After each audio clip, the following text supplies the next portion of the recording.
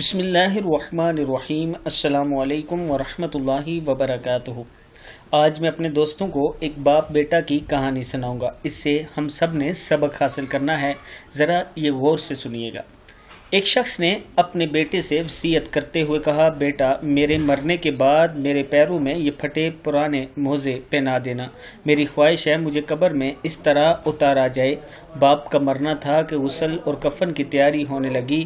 حسب وعدہ بیٹے نے عالم دین سے وصیت کا اظہار کیا، مگر عالم دین نے اجازت نہ دیتے ہوئے فرمایا، ہمارے دین میں میت کو صرف کفن پہنانے کی اجازت ہے۔ مگر لڑکے نے کافی اصرار کیا، جس کی بنا پر علماء شہر ایک جگہ جمع ہوئے تاکہ کوئی نتیجہ نکل سکے، مگر ہونا کیا تھا، لفظی تکرار بڑھتی گئی۔ اسی اثنا میں ایک شخص وارد مجلس ہوا اور بیٹے کو باپ کا خط تھما دیا، جس میں باپ کی وصیت یوں تحریر تھی، میرے پیارے بیٹے، دیکھ رہے ہو کثیر مال اور دولت اور جائیداد اور باغات، گاڑیاں، کارخانے اور مکانات ہونے کے باوجود اس بات کی بھی اجازت نہیں کہ میں ایک بوسیدہ موزہ اپنے ساتھ لے جا سکوں۔ ایک روز تمہیں بھی موت آئے گی، آگاہ ہو جاؤ کہ تمہیں بھی ایک کفن ہی لے کر جانا پڑے گا، لہٰذا کوشش کرنا کہ جو مال اور دولت میں نے ورثہ میں چھوڑی ہے اسے استفادہ کرنا، نیک راہ میں خرچ کرنا، بے سہاروں کا سہارا بننا، کیونکہ جو واحد چیز قبر میں تمہارے ساتھ جائے گی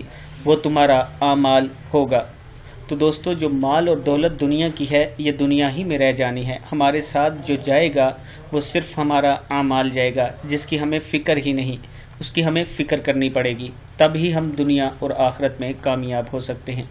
اس ویڈیو کو آپ دوستوں نے آگے ضرور شیئر کرنا ہے۔ السلام علیکم ورحمۃ اللہ وبرکاتہ۔